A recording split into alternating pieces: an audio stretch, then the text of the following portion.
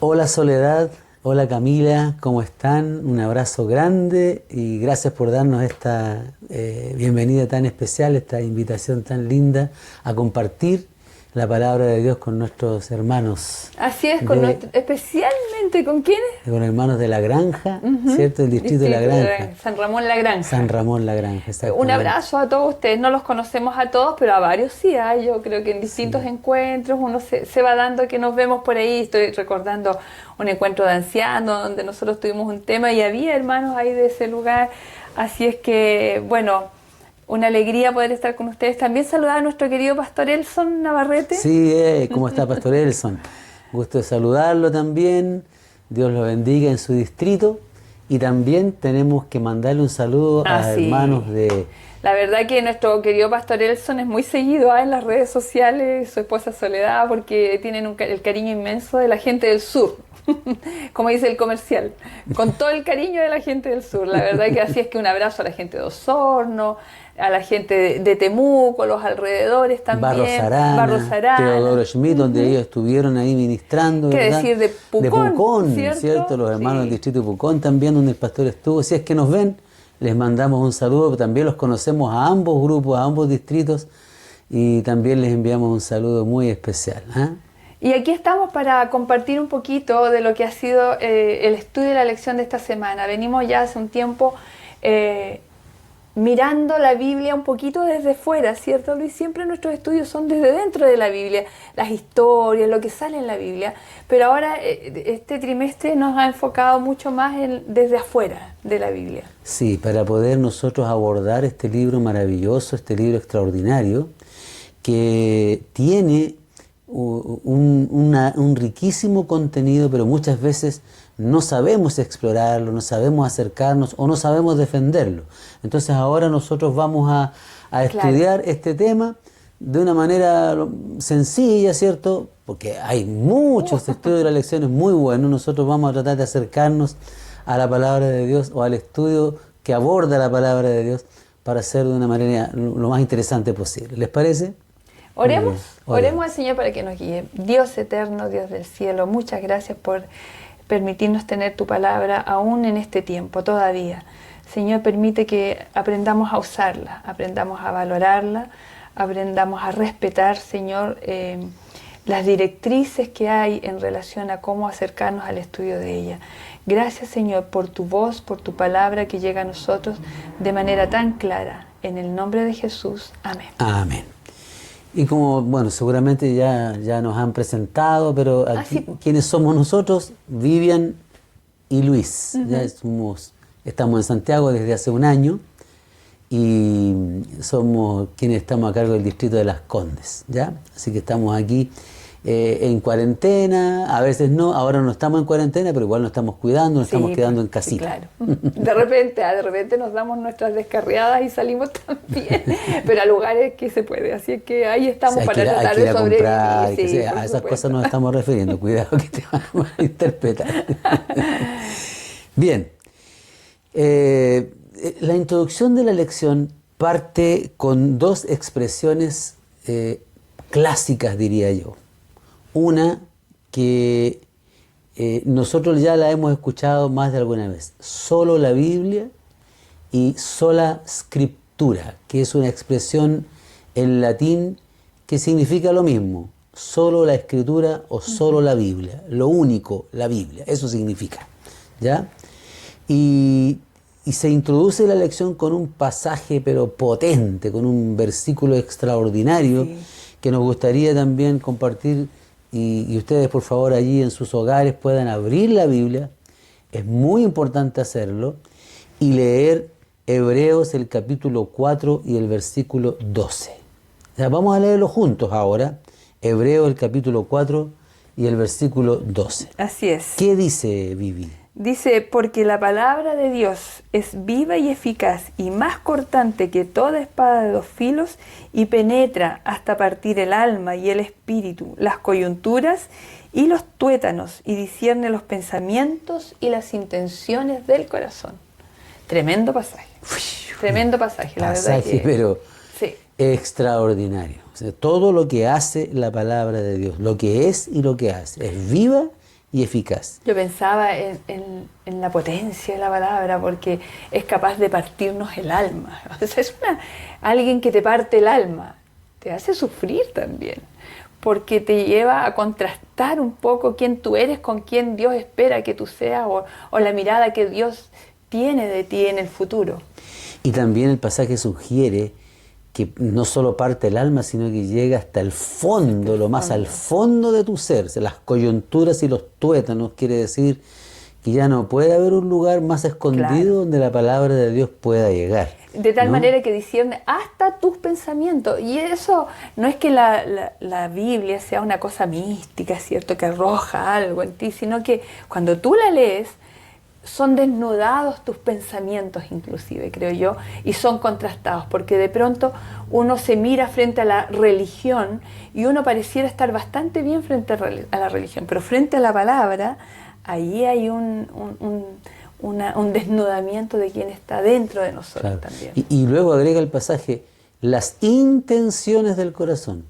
O sea, cuando yo leo pensamientos, es que Dios me lee los pensamientos, pero cuando veo intenciones, no siempre estoy seguro de cuáles son mis propias intenciones. Creo que no me conozco muy bien. Y Dios conoce hasta esas intenciones que están escondidas, veladas en tu corazón, y que tú ni siquiera tú mismo tienes claridad de hacia dónde te está llevando tu propio corazón. Ahora, eso solo lo hace la Escritura, por eso que solo la Escritura es más que decir que es solo el único libro que vamos a tomar. Claro que es el único libro que vamos a tomar como norma de fe, ¿cierto? Pero además solo la Escritura tiene la capacidad general de hacer eso en el ser humano. Bien, entonces ahora nos preguntamos, ¿dónde surgió la expresión sola Escritura? Surge en la época donde aparece el protestantismo en la Edad Media. La Reforma, siglo XV, siglo XVI aproximadamente. Especialmente este grupo de sacerdotes que se va dando cuenta de que la Escritura está siendo dejada de un lado y prevalecen la tradición y prevalecen las normas que la Iglesia va estableciendo. Exactamente. Y ellos se rebelan contra esto. Exactamente. Entonces, nosotros aquí encontramos en esta declaración un potente mensaje a toda la cristiandad, incluidos nosotros, los hermanos adventistas, que somos parte de esta cristiandad, donde el Señor nos dice, oigan, solo mi palabra es lo que debe prevalecer como norma de fe y práctica para todos los cristianos. La tradición no es valedera, lo que yo creo, lo que yo pienso, lo que a mí se me ocurre, tiene que estar supeditado a la Escritura. Sí. Puede ser importante siempre y cuando esté supeditado a la palabra de Dios, a la Escritura. O sea, uno tiene que subordinar todo pensamiento, toda idea, toda creencia a la Biblia y allí estudiar si efectivamente lo que estoy creyendo, pensando, se subordina a ella. Y fue la Escritura la que le dio fuerza a la Reforma Protestante, porque empezándola a leer estos reformadores, estos sacerdotes que después encontraron, Lutero por ejemplo, encadenada a la Biblia, y cuando la empezó a leer, esa palabra iluminó sus vidas y de allí surgen, por ejemplo, todas las demandas del Evangelio potente, ¿verdad?, de la Iglesia protestante, de la Iglesia cristiana que se revela y, por ejemplo, se clavan en la puerta de la catedral de la Universidad de Wittenberg en Alemania las 95 tesis famosas de Lutero, donde que él encontró en la palabra de Dios. Interesante, como la fuerza de la palabra. Y mira, por mucho tiempo también nosotros los adventistas hemos sido llamados el pueblo del libro. No porque solo la Biblia es el único libro para leer, que es lo que mencionábamos también, pero la Biblia es normativa. La Biblia tiene que ser la que dé la pauta para todo lo demás. No podemos pensar más allá del texto bíblico. De pronto uno empieza a elucubrar ciertas ideas y hacerle como un cuadro, un marco a un pasaje y a querer generar de ello toda una idea o norma. Claro.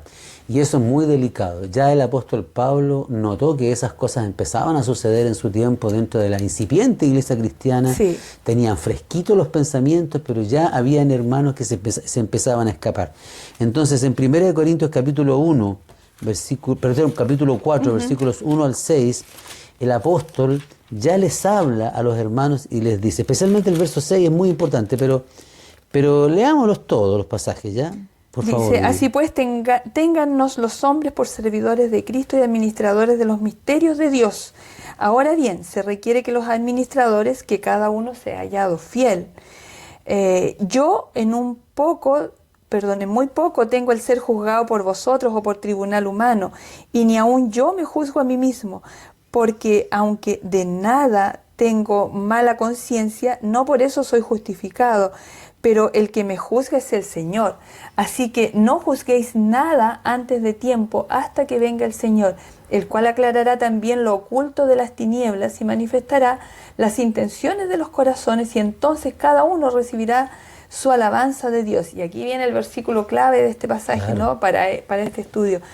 Por esto, hermanos, lo he presentado como ejemplo en mí y en Apolos, por amor de vosotros, para que en nosotros aprendáis a no pensar más de lo que está escrito, no sea que por causa de uno os envanezcáis unos contra otros. O sea, dice aquí, a no pensar más de lo que está escrito.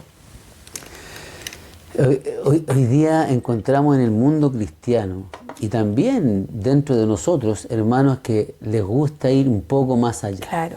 Este pasaje no quiere decir que nosotros no pensemos. Pensar es bueno y Dios nos dio ese don, ese atributo, esa cualidad de pensar. O que no vayamos a otros elementos de estudio también que podrían complementar lo que ya la Biblia dice, no sé, por libros históricos, que nos ayuden a entender cómo era la cultura de ese tiempo, ¿cierto? Para entender lo que la palabra de Dios está diciendo, claro, y por qué sucedían ciertas cosas que de pronto uno las quiere contextualizar y es re complicado porque no suceden ahora. Claro. Por ejemplo, es bueno tener algún, libro que te explique, que te traduzca las palabras de los idiomas originales. Léxicos se llaman, ¿cierto? Donde tú encuentras la palabra original en el hebreo, a lo mejor no sabemos hebreo, pero esa palabra te dice cuál es, ese libro te dice cuál es la palabra hebrea, cuál es su significado o sus posibles significados en varios textos.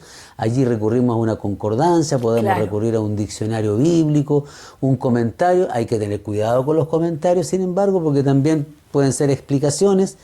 Siempre y cuando un comentario, por ejemplo, te ilumine con otros pasajes de la Biblia, es más valioso. Tener varias traducciones de la Biblia también es importante. Oye, muy y estudiar importante. la Biblia de esta manera también era considerado muy valioso en ese tiempo, porque ya Pablo, si no me equivoco, Pablo era el que dijo, habló de los bereanos en el libro de Hechos, ¿cierto? Sí. Y entonces él describe a los bereanos como gente noble, porque una vez que ellos escuchaban las escrituras, iban para estudiarla y verificar, confirmar si lo que se les había dicho era cierto. Tenemos que tener ese cuidado porque nosotros debemos nuestra fidelidad a las escrituras y a ningún hombre en particular. Así es. Hay otras fuentes peligrosas, por ejemplo, la experiencia de un hombre puede ser muy importante. No queremos minimizar el valor de la experiencia. Claro. La experiencia nos enseña mucho.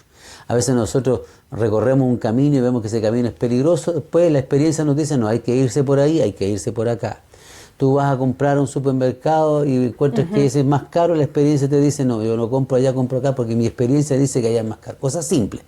Pero las cosas más complejas, la experiencia a veces es engañosa. O la razón humana, la tradición, la experiencia religiosa en este caso, ¿cierto? De eso estamos hablando. Pueden ser elementos muy delicados para interpretar o juzgar la palabra de Dios. Mira lo que mismo Lutero dijo, solo la Biblia es el verdadero Señor y Maestro de todos los escritos y doctrinas de la tierra. O sea, allí hay una autoridad absoluta de la palabra de Dios y por la cual Lutero estuvo dispuesto a dejarlo todo, a perderlo todo, incluso la vida. Otro aspecto que también nos menciona en la lección es que la Biblia tiene una unidad extraordinaria. Un libro que fue escrito en un periodo de 1600 años, imagínense, 1600 años se demoraron todos los escritores, con un periodo intertestamentario aproximado de entre 400 y 500 años donde no hubo escritura. Y después viene el Nuevo Testamento que se une y se forma la Escritura. Claro. En ese tiempo, en el tiempo de Jesús, la Escritura era solo el Antiguo Testamento. Pero algunos han querido separar los testamentos. Han visto por ahí que en los hoteles, que en algunos lugares andan regalando el Nuevo Testamento. Muy linda iniciativa. Pero saben, no podemos separar el Antiguo Testamento del Nuevo Testamento. Incluso entre nosotros pudiese ser que encontrase mayor gusto, mayor placer en leer el Nuevo Testamento, como si el Antiguo Testamento no fuese una revelación de Dios, o nos pareciera que el Dios del Nuevo Testamento es más grato que el Dios del Antiguo Testamento, pero es el mismo Dios, y al estudiar en su conjunto toda la Biblia nos ayuda a entender la esencia de Dios y cómo su plan de salvación viene desde el Génesis hasta el Apocalipsis. Entonces yo creo que esta unidad de la Escritura es importante. De hecho, Jesús en más de una oportunidad, Él refirió pasajes claros que estaban descritos en el Antiguo Testamento, validando el Antiguo Testamento. Así es. La Escritura funciona como su propio intérprete, ¿cierto? Entonces, el Nuevo Testamento aclara muchas cosas del Antiguo Testamento. Se complementan de una manera extraordinaria. El Antiguo Testamento se desdobla en el Nuevo Testamento. Y el Nuevo Testamento, dice la lección, se basa en el Antiguo Testamento. Por lo tanto, los escritores bíblicos allí se complementaron muy bien. Sí. Por eso que hay tanta unidad. Hay tanta armonía también, ¿cierto? Armonía, claro. Fíjate que yo estaba recordando cuando recién me empecé a introducir más en el estudio de la Biblia, porque uno como que la leía nomás al principio, había cosas que me parecían como que se contradecían una con otra. A ver, pero ¿por qué este pasaje dice acá y acá dice otra cosa? O sea, se contradice la Biblia. Nunca me voy a olvidar que mi marido me dijo lo siguiente, me dijo, la Biblia nunca se contradice, nunca, no hay contradicciones en la Biblia y lo que tú tienes que hacer es estudiar hasta encontrar. Y eso me llamó la atención porque no era tan fácil entonces, así nomás. Y todavía claro, a veces complejo. Y todavía, por supuesto. Entonces uno se tiene con esa premisa en mente de que no hay contradicciones en la Biblia, que hay perfecta unidad, yo tengo que abordar la palabra. Y si algo yo no entiendo, soy yo la que está mal. Soy yo la que no está comprendiendo todo. Soy yo la que no tengo todo el contexto. A lo mejor estudié un pasaje aislado y no lo estudié en su contexto, y por eso que lo entiendo mal.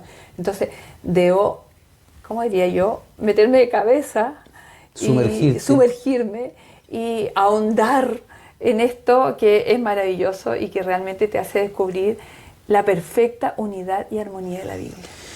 Es importante tener presente que es la Biblia la que aclara a la propia Escritura. Un texto bíblico aclara a otro, le trae luz. Y así nosotros vamos interpretando de manera maravillosa los mensajes del Señor, ¿no? También la claridad de la Biblia. Interesante que la Biblia es clara, tan clara que hasta un niño pequeño puede entender el mensaje más importante o el propósito más importante que tiene la Biblia, que es dar a conocer el plan de salvación para esta gente, este mundo que perece, para nosotros. Entonces hay tanta claridad que hasta un niño lo puede entender. Es sumamente clara, incluso para personas que no tienen otra educación formal más elevada. O sea, no se necesita para entender la Biblia un magíster, un doctorado, no se necesita ser un pastor, un teólogo. Cualquiera puede entenderlo, eso es maravilloso. Y otra cosa extraordinaria es que las palabras misteriosas de la Biblia, porque Pablo habla del misterio, ya fueron reveladas. Claro. O sea, es un misterio que no es oculto, es un misterio que ahora está revelado, que es el misterio del plan de salvación, extraordinario para nosotros. De hecho, no hay aquí en la Biblia misterios que sean exclusivos para la comprensión de algunos solamente. Y es un poco lo que se hizo en la Edad Media, donde la Biblia se sacó de los hogares, se sacó de que las personas tuviesen acceso a ella, y se dijo que solo algunos podían leerla, porque solo algunos podían entenderla. Y eso trajo todo lo que nosotros ya conocemos, ¿no? Entonces, la Biblia está para todos, es clara para todos. Sin embargo, también tiene esto otro maravilloso que también llena y cautiva las mentes más elevadas, porque también sabemos que hay personas con muchos estudios, muy instruidas en muchas áreas de la ciencia, del saber, de la filosofía, pero también va a llenar la mente de ese hombre, de esa mujer que quiere aprender de la palabra de Dios. Claro que sí. Pero una cosa muy importante es tener en cuenta que la Biblia principalmente la debemos entender tal cual está allí, literalmente, ¿ya?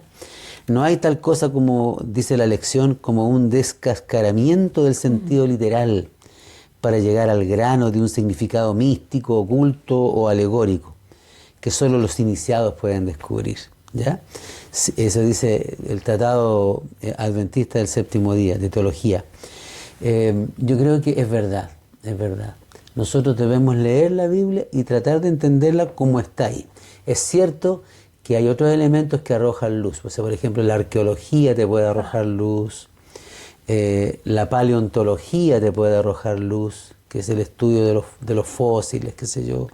Oye, y también la misma Biblia te puede arrojar mucha más luz sobre un tema. Me estaba acordando de algo, no sé si será pertinente, pero recuerdo hace años atrás, vivíamos en Quilpué, y me tocó predicar acerca de la mujer que tocó el manto de Jesús. Y me parecía un tema ya tan conocido, decía yo, ¿qué nuevo voy a poder sacar de aquí? Si yo misma lo leía y decía, pero ¿qué más? Todo lo que diga ya fue dicho, sentía yo, ¿no? Y me desafié con el Señor y le pedí al Señor que yo quería más. Y la verdad es que descubrí que sobre ese tema en particular que estoy mencionando había mucho más. O sea, me fui al libro de Deuteronomio, al libro de Números, me acuerdo, y descubrir qué significaba el manto para un judío. Todo lo que tenía, hasta los colores tenían un significado. ¿Qué era el borde del manto? ¿Cómo está descrito el borde del manto en varias ocasiones de la historia del Antiguo Testamento? La importancia que tenía el borde de un manto, todo lo que implicaba tocar el borde del manto de alguien importante. O sea, yo quedé pero impresionada hasta las lágrimas. Y el mensaje es potente, sí, se hace potente, se hace fuerte, se hace maravilloso, te da un gozo tremendo cuando tú estudias la Biblia así. Por eso que creo que la Biblia, tú puedes llevar años estudiando la Biblia y años estudiando un mismo pasaje, y puede que un día el Señor te revele mucho más. Así es. Que ya estaba ahí, no es que el Señor te lo va a revelar y te va a escribir algo nuevo en la pared. Ya está en la palabra, solo que tú no lo has encontrado, y eso es muy bonito de la palabra de Dios. Así nos tiene que pasar a nosotros. Vamos creciendo y creciendo en el estudio de la palabra. Debes sumergirte en el estudio de tu palabra. Puede ser que tú tengas, puedes decir, no, pero hay hermanos que me dicen, o me han dicho muchas veces, pastor, pero yo tengo tan poca educación. Claro, claro. Sé tan poco, apenas sé leer.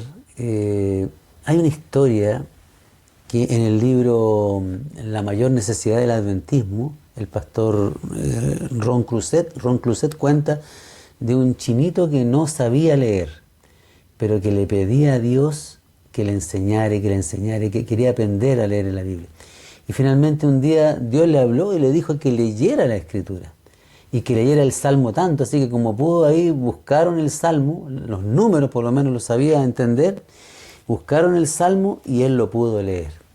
Y descubrió un mundo extraordinario, interesantísimo. Yo conozco hermanos que no saben leer, pero que dan estudios bíblicos con una Biblia y tienen todo marcado y les muestran a personas ahí donde están los pasajes. No sé si te acuerdas de una hermana en Calama, ella solo sabía leer la Biblia. Sí. Ella trataba de leer otra cosa y no podía leer. Ella nunca supo leer y también le pidió al Señor poder leer, para leer la Escritura. Y ella podía leer la Biblia. Y cuando ella intentaba leer otra cosa, ella no podía leer otra cosa. Ella era mayor en ese tiempo. Y yo me acuerdo muy bien de ella, como, qué lindo. O sea, en esa aparente ignorancia había tanta belleza y tanta sabiduría que Dios le estaba revelando a través de la palabra. Claro, ahora esto no significa que no nos vamos a encontrar con pasajes difíciles. Hay pasajes difíciles, aún para los teólogos más avesados. Pero el mensaje central, el mensaje principal de la Biblia está entregado, está otorgado aquí. Sí. Esta es la palabra de Dios, la voz de Dios, la mente de Dios plasmada en un libro, en un documento extraordinario, maravilloso, que tú tienes ahí en tu mano. Y esos pasajes difíciles, como tú mencionas, esos pasajes que de pronto nos causan extrañeza, tenemos que buscar la respuesta en la misma Biblia, porque la Escritura interpreta a la Escritura. Entonces, por ejemplo, pasajes como cuando se dice que Jesús estando en la cruz salva al ladrón que está al lado y le dice, de cierto te digo hoy, estarás conmigo en el paraíso. Pero la mayoría de las iglesias, casi en su totalidad, Que hoy, dice, sí. dicen, de cierto te digo que hoy estarás conmigo en el paraíso. Entonces nosotros decimos, a ver, en ese tiempo no había comas, no se escribían las comas, por lo tanto la coma la ponemos donde queremos. ¿Dónde tenemos que poner la coma? Porque el pasaje, la pura coma, genera toda una doctrina. Claro, por ejemplo, yo digo, de cierto te digo hoy, coma, estarás conmigo en el paraíso. Es muy distinto a decir, de cierto te digo, coma, hoy estarás conmigo en el paraíso. La coma Cambia cambió totalmente todo. el significado. O sea, le corrí la coma a la palabra hoy antes o después y cambió el significado.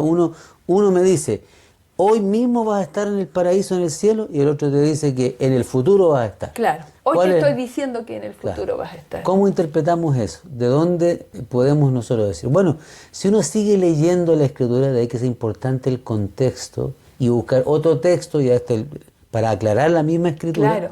En otro pasaje, cuando Jesús resucita y María Magdalena viene y lo quiere tocar y abrazar, Jesús le dice, no me toques, porque aún no he subido a mi Padre, le dice.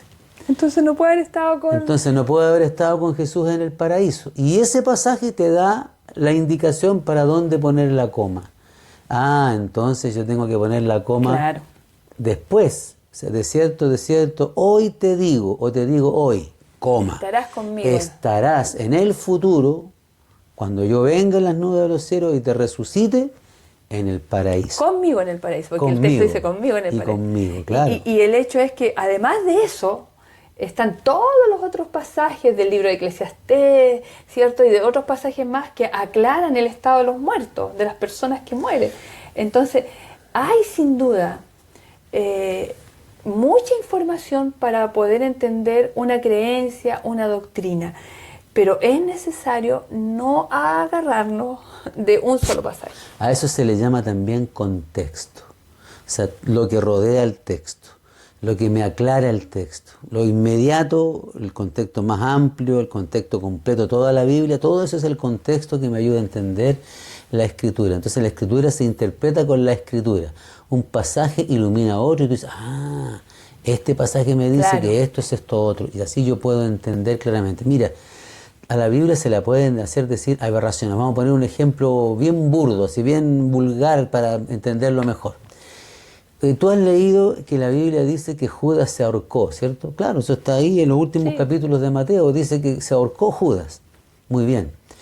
Y tú vas a otra parte de la Biblia donde Jesús cuenta la parábola del samaritano y le pregunta al escriba, le dice, bueno, ¿quién de los dos obró de misericordia? Y el escriba responde, dice, bueno, el hombre que hizo el bien, ese fue el indicado, ¿cierto? Hablando del samaritano que no lo quería mencionar. Entonces Jesús le dice, ve tú y haz lo mismo. Si yo tomo esas dos frases, una de un pasaje que dice Judas se ahorcó, y tomo la otra frase de la respuesta de Jesús al escriba, que dice, ve tú y haz lo mismo, y las junto, Judas se ahorcó, ve tú y haz lo mismo. Mira, la doctrina que formé, claro. una aberración. Pero así es como muchos hacen, algunos, digamos, interpretan tan mal la Escritura que la hacen decir cosas que no Cualquier dicen. cosa, claro. Y por eso tenemos una cantidad de religiones cristianas impresionantes. Porque De todas dicen hecho, interpretar la Biblia bien. de todas las religiones, la cristiana es la que tiene una multiplicidad de creencias. Otras religiones no cristianas son muy fieles a su creencia y la mantienen y la cuidan y la protegen. Y nosotros los cristianos nos hemos dado licencia para no ir a la sola Escritura. Y eso ha desencadenado en todo esto que finalmente termina desprestigiando la palabra de Dios, como si la palabra de Dios no tuviese suficiente argumento para presentar sus creencias y sus doctrinas. Claro, mira, en el libro La Educación se presenta una cita que está retratada aquí en la lección, ¿ya? El día miércoles, y dice: la Biblia es su propia intérprete, debe compararse texto con texto. El estudiante debería aprender a considerar la Biblia como un todo y a ver la relación que existe entre sus partes. Debería adquirir el conocimiento de su gran tema central, del propósito original de Dios hacia el mundo, del comienzo de la gran controversia y de la obra de la redención. Mira qué hermosa cita. Así es. Oye, ¿y qué diremos entonces de esta dama?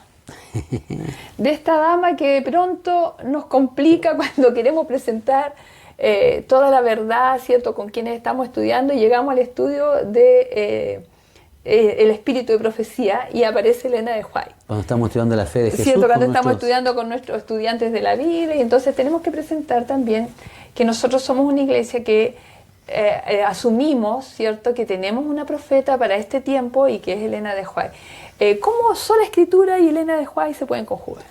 Bueno, primero yo diría que no tenemos que tener miedo de presentar una profeta, porque en toda la Biblia encontramos que han existido los profetas. ¿Sí? Y a eso el libro de Apocalipsis le llama el espíritu de la profecía. O sea, Dios reveló a hombres mensajes importantes que luego escribieron a través de todos los tiempos. Y la palabra de Dios dice también que nosotros debemos creer a los profetas, porque si creemos a los profetas vamos a ser también prosperados.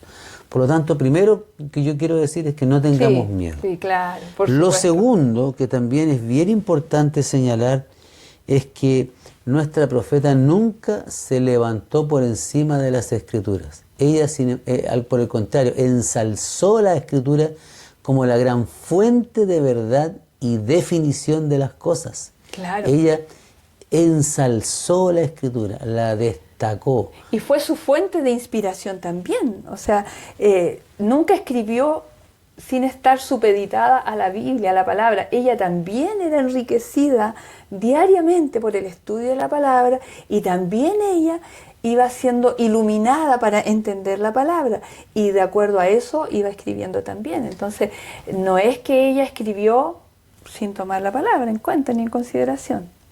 Así es.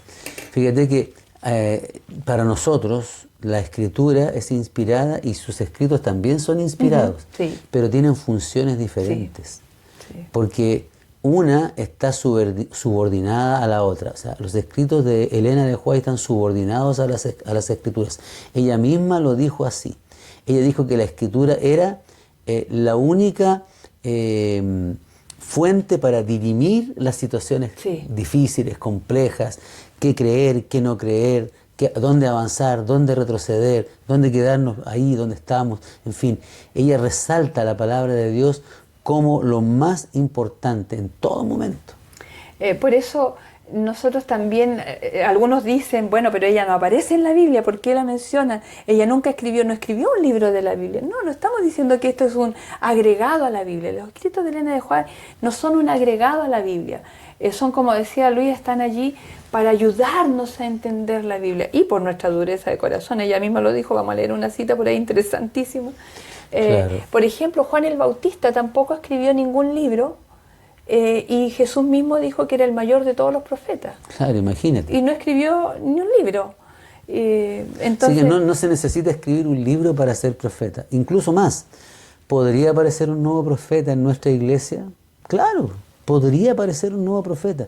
Y tendríamos que aceptarlo. Si es un profeta de Dios, tendríamos que aceptarlo. Claro. O sea, Sí. nosotros, digamos, la Escritura no cerró la puerta para los profetas en ese tiempo.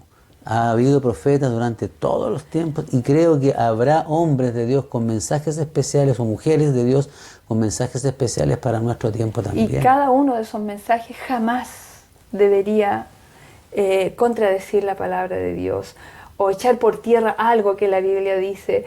No puede venir un profeta diciéndonos ahora hay una nueva luz, y esa nueva luz dice que estos pasajes o este capítulo de la Biblia o este libro de la Biblia no lo podemos considerar como tal, sino que vamos con esta nueva información.